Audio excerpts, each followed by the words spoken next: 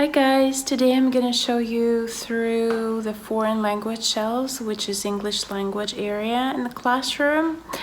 I will introduce some of the materials that you might want to see. We will talk about some of them specifically. These are authentic materials that are picked by me in the beginning of this year. I used internet sources for that. Some of them I created myself. So let's go for it. Okay, so this shelf is particularly about the acquisition of writing. On the top one, you are able to see parts of the bird, parts of the horse, the fish, and the frog writing sets. As you can see here, I will try to enlarge. We have cursive. Yes, it's not for reading.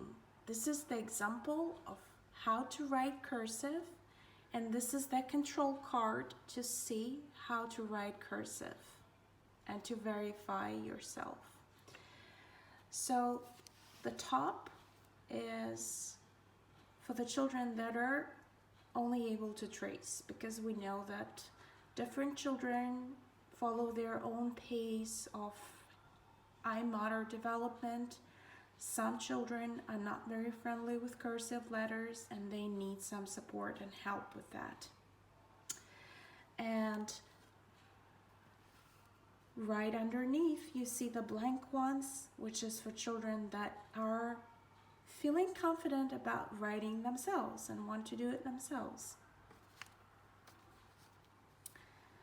So as you can see, these are 5 families of vertebrates on the second shelf. This is the oral and vowel classification reading, 3-part cards to support the vocabulary and to continue with writing stage if it gives the child, the idea that he might want to write it up after he read something.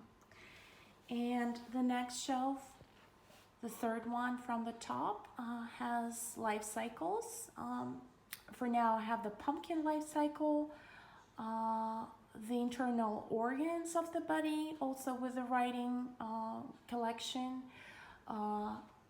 animals of the continents with writing, and the continents, also the writing set, where you can take a piece of the continent from the puzzle map and trace it around on the paper, which is down there, and write the name. And here are my movable alphabets. I got 3 boxes. Okay, so this shelf supports creative writing and reading. Let's start with the top. Here you can see the puzzle.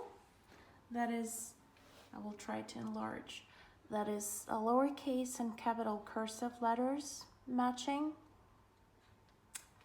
My first alphabet book, which is also cursive. Some control cards to verify how to write certain letters. This is just the writing area where you could, find some instruments for writing. Contains glue stick, pencil, strips of paper.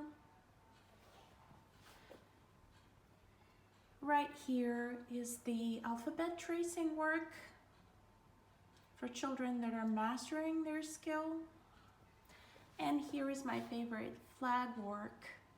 For now we have flags of Europe, and you can use this template to color it in and write up the word.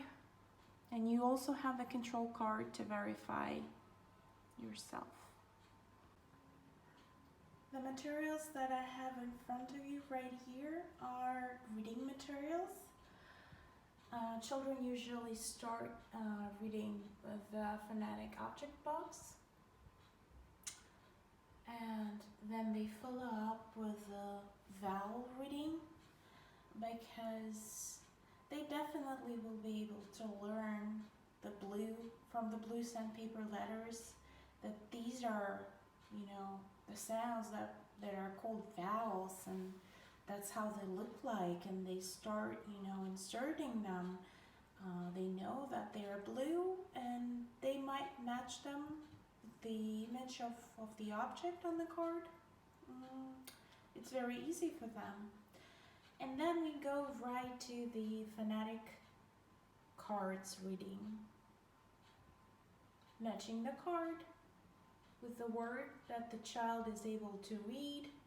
It's very short, it's like 3-4 letters, very easy. Moving from phonetic reading to phonograms, you will start with phonogram box, and then you will move to the acquisition of phonograms, creating your own little booklet of phonograms. And here is phonogram cards, and I say that this material is very popular because the children, they really love making lists of things, and it's their tendency to self-perfect, self-organize, and they love writing these lists of words with phonograms.